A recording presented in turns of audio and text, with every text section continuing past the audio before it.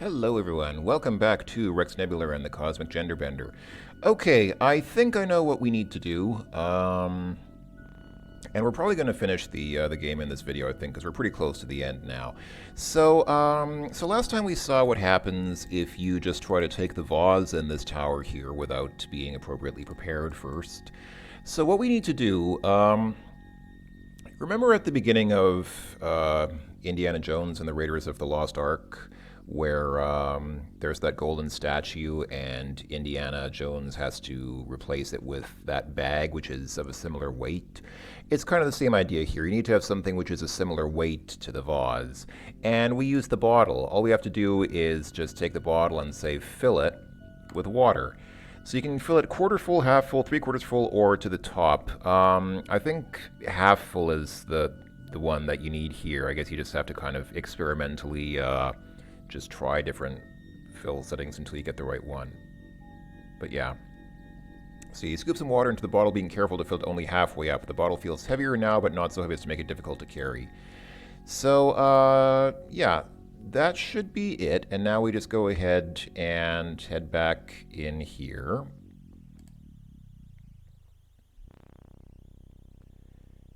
And I think what you need to do is just say put the bottle on the pedestal. There's not an option to swap the bottle with the vase, but if you say put the bottle on the pedestal,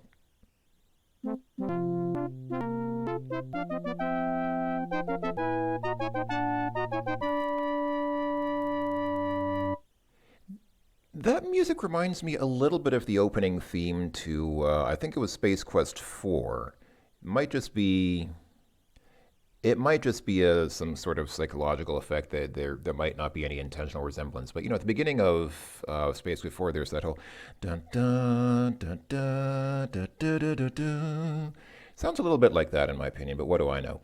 Anyway, there we go. At last, after all you've been through, you finally have your hands on Colonel Stone's precious vase. The many possible uses for 75,000 galactors flash through your head. A new ship, Lolita. A lifetime supply of firewood, Lolita. There's a whole story behind this game which is not actually in the game. It's in the game's manual, and I didn't bother reading it. I didn't bother reading out loud as part of the Let's Play. But I guess part of the backstory behind the game is that there is this woman named Lolita, whom Rex is in love with, and he figures that I guess with the money he can attract her to him. I just gotta say, I don't mean to go all, whatever. I don't want to get too, I struggle to find an appropriate word, but this game does some things which, arguably are a little bit sexist. I know there have been some things which are like, yeah, okay, that's a little, yeah, okay. But this one in particular, the idea that, well, first of all, the fact that the woman's named Lolita, that seems a little bit, yeah. But then the idea that he can buy her, as if she's a product to be bought. I guess, okay, not that he literally buys her, but, that you can attract somebody with money. If somebody's only interested in you for your money, then they're probably not the right person for you anyway. It's probably not if somebody can be attracted with money, that's probably not a positive trait that you should look for in somebody whom you're trying to attract as a partner. But anyway, sorry, got off on a bit of a tangent there, but we have the vase. And yes, the beautiful lavender vase is worth a lot of money to you. After all you went through to get hold of it, you wouldn't want to drop it. So let's not drop it, let's break it instead. You quickly reconsider this act. You have plenty of things you can spend 75,000 galactors on. I wonder why they spelled it out here. Before they had 75,000, but here they actually spell out 75, like on a check, like on the second line of a check. Anyway, we have no way of escaping here with the boat, so I guess we could. There was that teleporter on the elevator to the south of here, or not on the elevator, but on the that platform. We took the elevator up to the platform, and then there's on the right hand side of that platform there's that teleporter. Theoretically, we could go there, but there's a teleporter right here. Let's go inside here. This should be usable. And oh yeah, this teleporter's number is 9090. And I did have the thought, what happens if you just punch in this teleporter number at an earlier point of the game? You know, from if you go back to one of the earlier teleporters that we found, can you just punch in 9090? And the answer is yes, you can. And in fact, not only does it take you to this teleporter, it actually completely breaks. Oh, wait, I didn't need to do that. I keep pressing the frowny button to get out of here when actually I just need to click here to go back. If you do that, if you actually punch in 9090 into a teleporter at an earlier point in the game, not only does it take you to this room, it actually floods the city and has the boat waiting outside. So even if you didn't flood the city and do the thing with the boat, the game just assumes that you couldn't have known that the code was 9090 unless you've already been here. So it totally breaks the game's logic, and you can literally skip through the whole that whole prison complex that we were in, and all of Metropolis except for this room here. You can skip through that whole thing. Actually, with the first teleport, like the very first teleport that we found was the one at that weather station in the jungle area. So even from there, we could have teleported here, I think, and just finished the game like that. The only thing we need at this point, so. If you do that, you don't have the more recent inventory items, so you don't have the ID cards and things that you need, but you don't need them anymore because at this point in the game, you don't need the ID cards. All that you need is the bottle. But if you go outside, the boat will actually be there waiting for you because, again, I guess they figured, if you're here, then you must have already gotten here with the boat. So the boat will be there. You can go back and get the bottle because, it's just like a couple of screens to the south of here. Get the bottle, fill it with water, come back here, put the bottle there, grab the vase, done. You can skip over, I think that's literally more than half the game. You can sequence break more than half the game just by punching in this teleporter code in advance, which is kind of funny in my opinion. I guess they didn't expect people to do that. There should have been some kind of check to prevent people from doing that, but there wasn't. Anyway, now we need a different teleporter code. So we need to look at the repair list here. I believe what we need is one of these two. So remember these two teleporters? These are the ones that kill people when they teleport in through them. One was the one at the bar, and one took us to that other room, which we just saw once and then couldn't really explore because Rex died after teleporting in there. So I think it's one of these two that were in need of minor adjustments. Was it the 1917 one?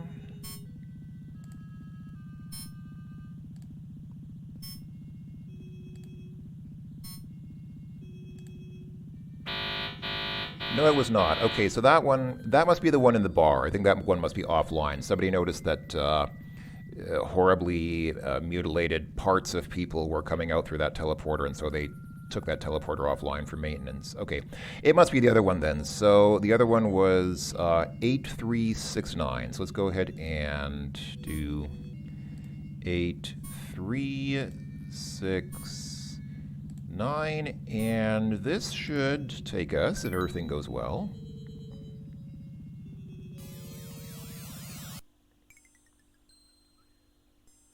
Yes, it takes us here. Okay. So this teleporter has obviously finally been adjusted and is now in good working order because we got here without getting killed. So let's take a look around. There's a monitor on the wall and provides useful information about the local airspace. You're surprised that it is still operating. Wait, if these readings are correct, then that large ship that shot you down is still up there. You're going to have to get past that ship to get off this planet. Well, what are they doing? Are they just waiting up there for us? I mean, do they really think that we're just going to pop up again and say, "Hey, everybody, wanna shoot at me again?" Do they think that we're still alive? I guess they know that we're still alive, and so I guess they're still hunting us here on this planet. I guess that's the deal. Okay. So we're gonna have to do something about them. The only items of interest on the wall are an eye chart, a control panel, and a large radar monitor. Okay, so we saw the monitor here, but I don't think we can do anything with it. It's just telling us basically that spaceship up there is still up there. There's the eye chart. They must have used this to administer vision tests to spacecraft pilots. You give the chart a quick glance and are pleased to see that you still have 20/20 vision. All right. In the year 2020. Lol. Okay, what else? Equipment. You recognize the equipment around here as being essential to a small airfield. The radar screen and the anti-grav control panels are dead giveaways. All right. I think the speaker here. The PA speaker remains quiet. You're thankful for this because judging from its size, that shouldn't have an apostrophe, you would make a great deal of noise. That is probably true. So I think there's nothing else here except this control panel here on the wall. But before we take a look at that, let's head outside quickly and just take a look at the situation out here. I think that control panel will make more sense, a little bit more sense once we see what we have here outside. So this screen here has a ship, which is in sad shape. A tree grew through it at some point in its history, destroying most of the engine components. This ship is not going anywhere. There's a familiar-looking device dangling from the remains of the cockpit. Let's see, I guess that's this. It's a shield modulator. Hey, cool. Thinking that it might come in handy, you slip the shield modulator into your pocket. Looks like a circuit board. Actually, looks kind of like 2 circuit boards. So, let's see. This type of shield modulator can increase the performance of defensive screens by rapidly diverting power to the point of impact. Without one of these on the pig, you probably wouldn't be alive right now. Let's disassemble it. Oh, don't do that. You might need it. All right. So the ship is... Okay, so this ship is useless to us. There's a tree here, which closely resembles the trees you saw on the island near a crash site. Perhaps you aren't too far from there. So I guess Machopolis, that man's city, is on the same planet as the women's complex that we were in. So they're on the same planet. They're just geographically distant from each other now. There's a launch pad here, which does not appear to be in good shape. In fact, a tree has grown straight through it. The same tree has also caused irreparable damage to a small spacecraft that was sitting on it. So yeah, I mean, maybe the tree grew through the back of the launch pad there, but it seems like it should still be possible to launch from... I mean, there's still a big space here, so if you had a smaller craft, it should still be possible to maybe stick it here, like on the side, and launch from here, but I don't know. Anyway. Bushes are thick and impassable. They seem to be the predominant form of vegetation on this part of the planet. Blue and cloudless sky. Nice. Okay, so I don't think there's much else we can do here, but there is, it might not be obvious, but there is a path to the east that we can take. So let's check out what's here.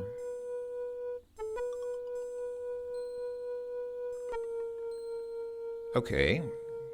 I think we can't go further. Yeah, this is a dead end, but that's okay. So there's a tower here, which may once have been some kind of air traffic control tower. It is difficult to determine the original layout of the spaceport since the native vegetation has covered most of it. Okay, so this place seems to be kind of abandoned, but the launch pad here is in much better shape than the one to the west. No trees have grown through it. The bushes seem to have kept clear, and the ship sitting on it looks as if it's in reasonably good condition. It looks to me kind of like... Yeah, this launch pad is a little bit lifted, like it's kind of sitting on these struts here. Or are those just lines that radiate? Is it actually on the ground, or it seems to me like it's sitting on these struts, whereas this here is more clearly just sitting on the ground. But anyway, okay, so we've got a spaceship here. Wow, now this is a neat ship. It's got a warp coil, quad laser cannons, Kleiner defense screens, or Kleiner, and a conventional thruster pack that really packs a wallop. This ship is in good shape. You might get the idea that this is a good ship for us to use. So let's go ahead and get inside and see if we can make use of it.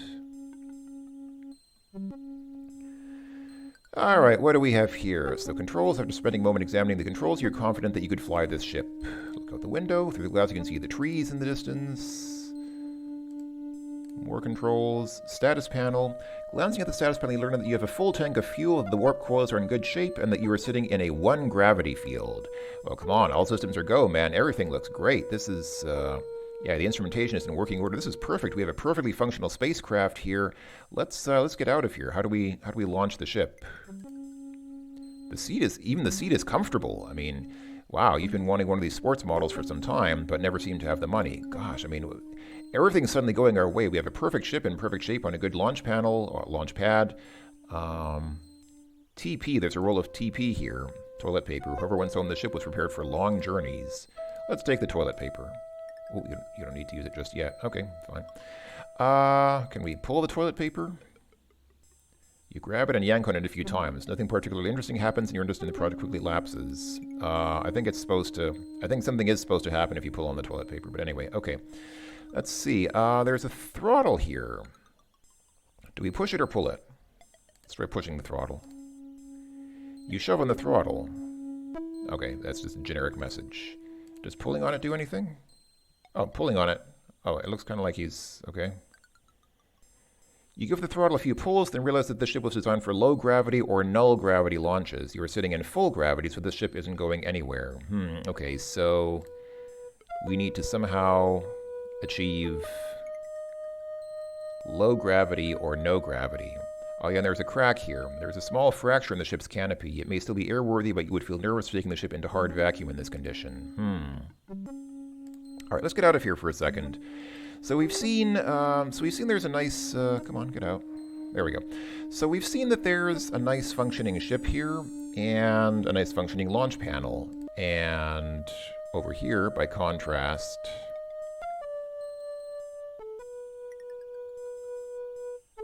also a ship and also or not a panel, but a pad, launch pad, but neither seem to be usable. So, I guess the thing to do is pretty obvious.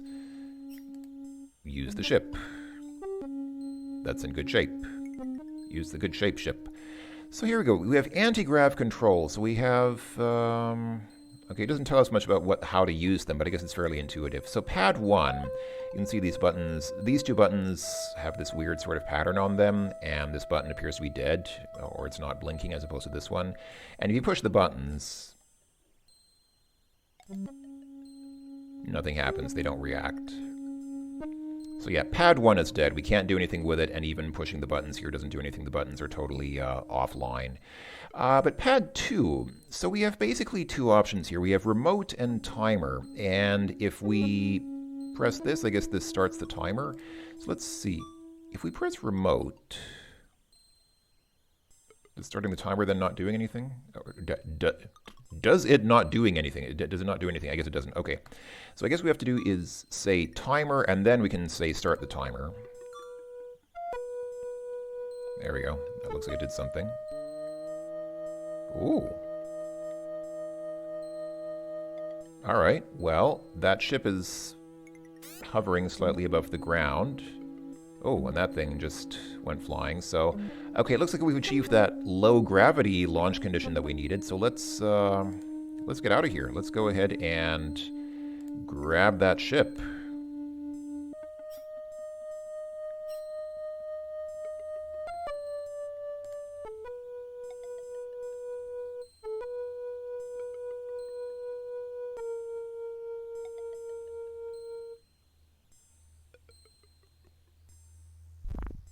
Oh. We weren't fast enough, but I don't think I could have gotten here much faster. Also, guts. Apparently some small animal wandered into the anti-grav beam when he turned it on. When the timer ran out and the beam turned off, the poor thing came down hard.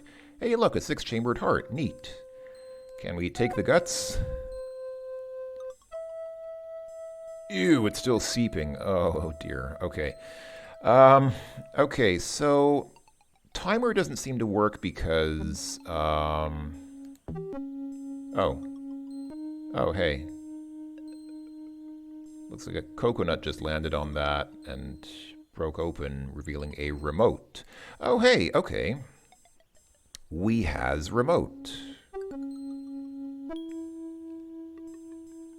You pick up the odd-looking remote control and put it in your pocket. Hey, cool. Okay, so this is probably what controls the, if you say activate, you press the button when nothing seems to happen. Okay, this is probably what activates the remote option. So if we come back here now and look at this control panel again, I guess that coconut probably got launched into the sky by the anti-grav pad, and then when it came back down and smashed open, giving us the remote. That should mean that now we can use the remote option here and control the pad using the remote that we just picked up, right? Theoretically. Let's give it a try. Let's give that a try. That should be a logical course of action. All right, activate. It would be safer to wait until you're inside the ship before activating the remote. Okay, fair enough. Well, okay, that's a prudent and safe approach. Probably wouldn't want to try walking into the ship while that gravity field is on. We'd probably just get launched up into the air like that creature that got splatted. Okay, now can we say activate? Looks like yes we can. Nice. Our ship is now, if you look out the window, you can see the trees in the distance, although they appear strangely tinted when seen through the anti-grav beam. Hey, maybe we're ready to actually take off with this ship and escape this planet once and for all. This seems like a good point to save the game. Let's go ahead and save the game, and let's just say ready for launch.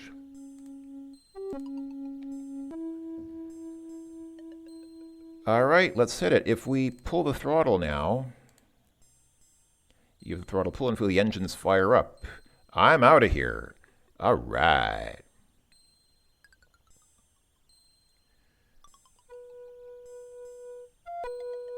Whee!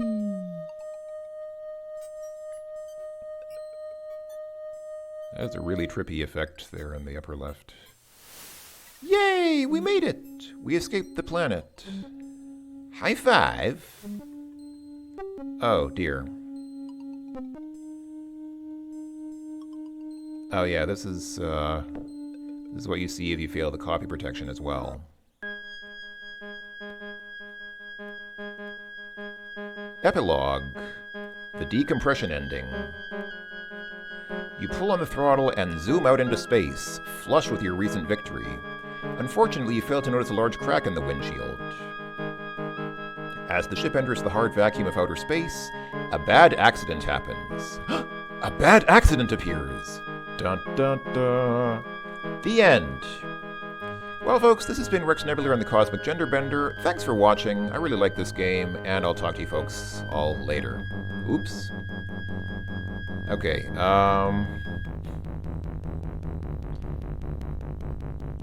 maybe we could have done something differently. Maybe we could have somehow affected that ending and gotten a, well, it said the decompression ending would suggest that there are actually other endings. And indeed there are. So this game does, oh, it actually, it actually even gives us the credits. Wow, okay, as if that were an ending. Hold on. Okay, I pressed escape. Yeah. Oh, it even takes us out to the main menu as if that's like the end of the game. That's one end of the game. So this game does something which would not become common until something like 20 years later in games. It basically gives you several endings. It gives you multiple endings, but they're all at the end. So literally within like the last few minutes of the game, you can get, I think there's something like 3 different endings based on whether you do things or don't do things. It's kind of controversial when games do this because it's like, yeah, okay, there are multiple endings, but it's almost like you just push a button, just push one of 3 buttons to get a different ending because because they're all kind of stacked up at the end of the game. But I understand why game designers do that, because to really have like a larger game with really several endings that are far apart from each other, you'd need to make a much longer game with many different branches in it, and that would be almost like several different games in one, and that's very difficult to develop when you're pressed for time and resources, as game developers always are. So yeah, so we're at the end, and now we're getting our multiple endings here. So okay, so we're here, so we need to somehow fix that crack. What do we have that could fix the crack? Target module, probably not. Binoculars. Can we jam the Twinkie fruit in? Maybe the Twinkie fruit is kind of gummy and sticky enough that it'll stick there. Let's try it. Put Twinkie fruit on crack. No. Okay, clearly that will not work. Fishing rod. Oh hey, polycement. This fast-drying all-purpose cement can be used to repair broken plates, broken autobody panels, broken teeth, and possibly broken marriages.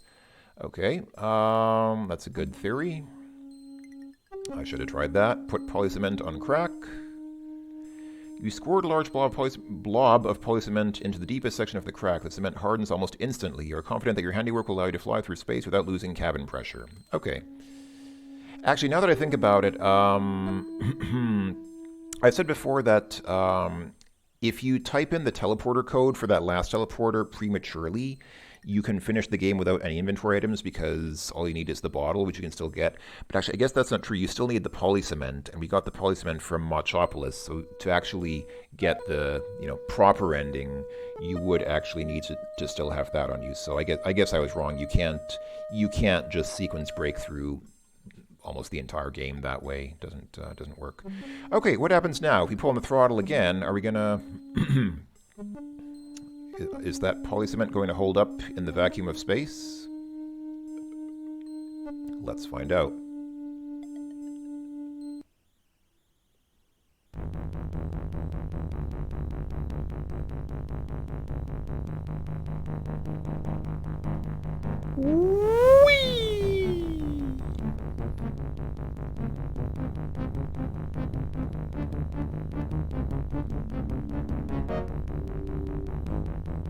Cool effects, man. This was pretty special in the early 1990s.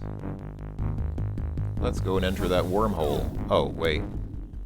Oh, actually, no, that's not a wormhole. That's the planet. Well, it looks like we didn't survive that. Epilogue. A quick death. Yes, that looked like it was pretty quick. You pull on throttle and zoom out into space, flush with your recent victory. Unfortunately, Major Karg still lies in wait for you. This time she scores a direct hit. Too bad you couldn't find a replacement card for that shield modulator slot. The end. Actually, I did have a replacement for it, I just didn't put it in, I guess. So, alright. Does it say oops? Oh, fool. The end, fool! The future is now, old man. Okay, does it say anything else? I guess not.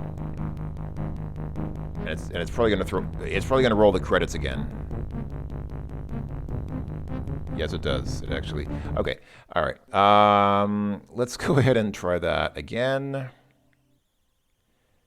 So, okay, so the cement is still there. You've done an excellent job repairing the crack in the canopy. This ship should now be airtight. I'm really not convinced of that because the crack is this long, and you only stuck the cement right here. I mean, that might have been where the crack was at its widest, but it would still... Honestly, when a crack like that is under pressure, it will still spread pretty readily when it's that long. But anyway, what do I know? Okay, so... Look at service panel. Is this what we need to... Looks like it is. Okay, so what do we have here? The life support module. It would be unwise to remove the life support module. Let's do it. Oh, we can't even do it. It just says it would be unwise to do so. Okay. Ooh, install target module, install shield modulator. Okay. We have both of those things. But let's see what happens. Okay, so if we install the shield modulator... Ooh, wow, cool. Cool animation. Okay, that should protect us if we get shot at. And we have the target module, which we got from, I guess we got it from our ship close to the beginning of the game. So we could install that. Yeah, it's this here. We've had this since almost the beginning of the game. The quality of the target module impresses you. With this thing running a small ship's fire control computer, you would be able to hit almost anything hard and fast. Can we smash it?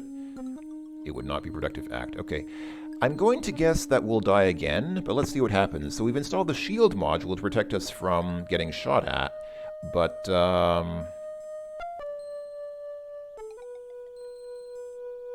I'm pretty sure that we'll need that target module, but I'm just curious what happens if we don't install it.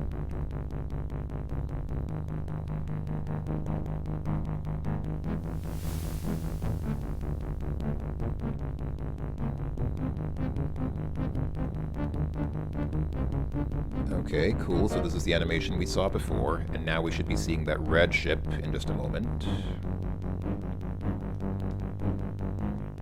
Yep, there it is. Okay, so we still got shot, but we were able to survive several hits. So epilogue, an honorable death. Oh boy. You pull on throttle and zoom out into space, flush with your recent victory. Unfortunately, Major Kane still lays in wait for you. This time she doesn't plan to miss. Her first volley bounces harmlessly off your shields, and you realize that installing the spare shield modulator has just saved your life. You quickly return fire, hoping to create a distraction and slip past the dreadnought. Since you didn't have time to repair the targeting computer, however, you are forced to rely entirely on manual sighting, an area in which you never excelled. Apparently you can't hit the broadside of a barn. Karg's second volley penetrates through to the hyperdrive core and causes a nifty-looking explosion. The end.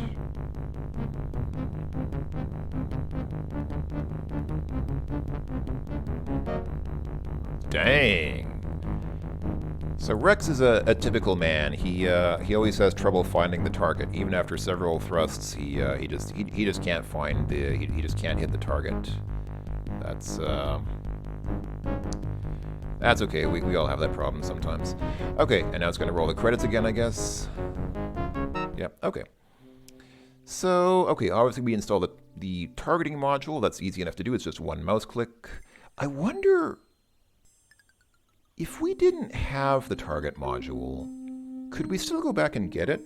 I guess so. We could still teleport. We could go back to the teleporter, teleport back to the jungle, and yeah, from the jungle we could probably still go into the water and swim back to the Slippery Pig, back to our ship, and take the module there. So that would be going all the way back to the beginning of the game, but I guess theoretically we could still do that. That way is not blocked to us. So technically this wouldn't be a dead-end situation if we didn't have the target module, but yeah, let's go ahead and put it in. Woohoo, I like that animation. All right, and now, is there anything else that we're missing, or are we ready to finally get the good ending?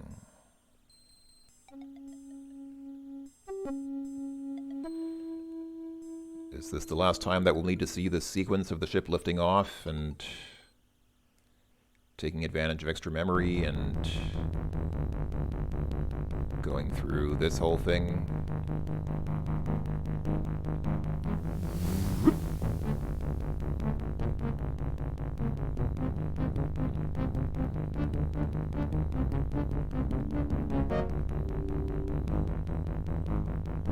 Alright, now it's time for a big fight. Dogfight time. Oh boy. Wow, that targeting module sure makes a huge difference.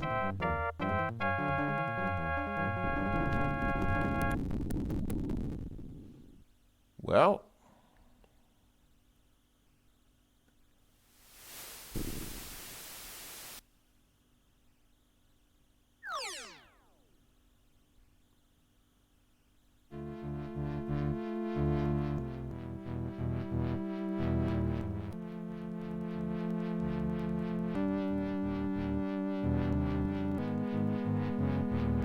so you see, I've earned my 75,000 galactors.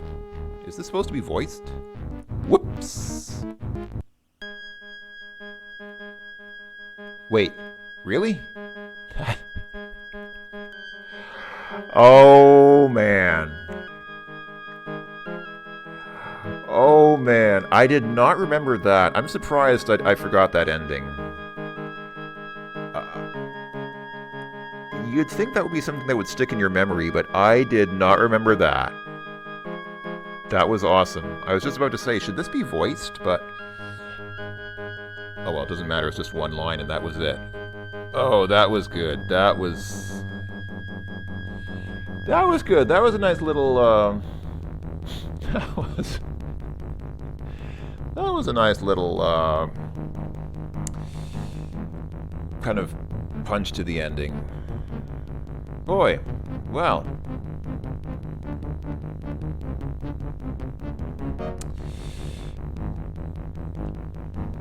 Well, ladies and gentlemen, that ended faster than I expected it to. But I guess there wasn't much left to say, was there? Yeah, so, ladies and gentlemen, this has been Rex Nebular and the Cosmic Gender Bender. Great adventure game from Microprose, written by, or produced or directed or whatever by Matt Gruson, but also obviously worked on by several other people, as you can see based on the credits which are scrolling right now. Lead rotoscope engineer, rotoscoping image process. I actually only recently understood what rotoscoping really is. I remember in the early 1990s, a lot of games were using rotoscoping, and I didn't understand what it was. I heard that it was some animation routine or animation technology or technique that made good, realistic looking animation on computer games, but I didn't know how it worked or what it was. It was only recently that I came to understand rotoscoping is basically the process of filming real actors. All they do is they film actual actors, then they take the frames of the film and scan those frames into computer images. So it's basically just, it literally is just like tracing, how, sometimes, probably when you were a kid, you did something like that sometimes. You have an image and you draw the image just by tracing over it. It's kind of like that. They take film frames of actors doing things, and then they just draw computer graphics on top of them to make the animation look realistic, and those computer-drawn frames become the rotoscope frames of animation of your character or the game characters doing things. MADS, I guess MADS was Microprose's answer to SCUM and Sierra's SCI. Alchemist. Did they actually consult a chemistry expert on the chemistry parts of the game? I mean, like on that one puzzle where you had to mix stuff to make the explosives? I don't think that was based on real-life chemistry. I don't think you need a chemistry expert to design a puzzle like that, but that might have been a joke. Who knows? Yeah, music. I'm not especially fond of this game's music. I mean, it's not horrible, but it's really, I think most of the music in this game is fairly forgettable, but that's just my opinion. What do I know? Oh yeah, that reminds me, blood-curdling screams, Brian and Matt. That reminds me, somebody actually posted on the last video, a comment saying, RIP music guy. And I just realized, just before making this video, that that comment must have been referring to the Hermit in Metropolis.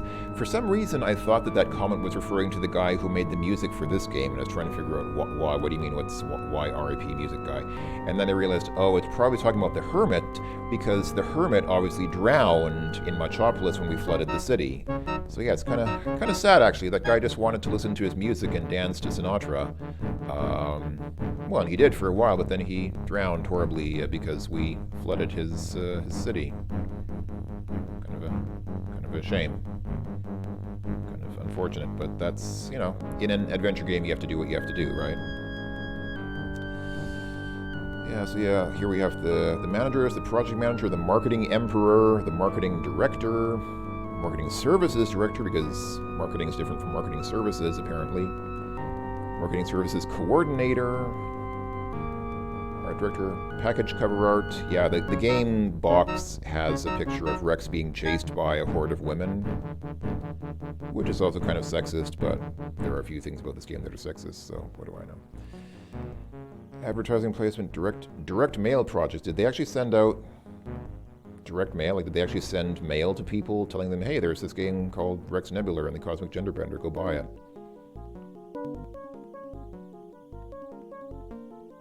800 sales. Did they sell 800 copies of this game? Just kidding. That obviously means there was a 1-800 number that you could call to order the game, I guess. Rex's login manual design. Yeah, if you're curious, you can find Rex's logbook online, and it contains a lot of background information about the game and information about that woman Lolita, whom Rex mentioned briefly. No animals were hurt, maimed, squashed, or any of those other things during production of this game. Honest. CC closed caption for the sound card impaired. Yes, in case you don't have a sound card capable of playing digitized audio, then there would be subtitles showing the dialogue, which there was anyway, but I guess that refers to the opening scene of the game, which was voiced. I guess that's it. we saw the credits and the quotes at the beginning. I went through these at the beginning of the game rather than waiting for the end. So I think we've seen everything here. We can just go ahead and say exit. There's that music again.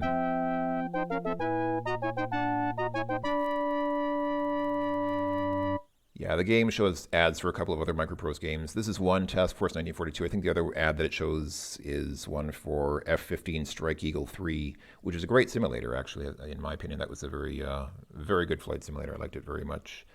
I guess that's it.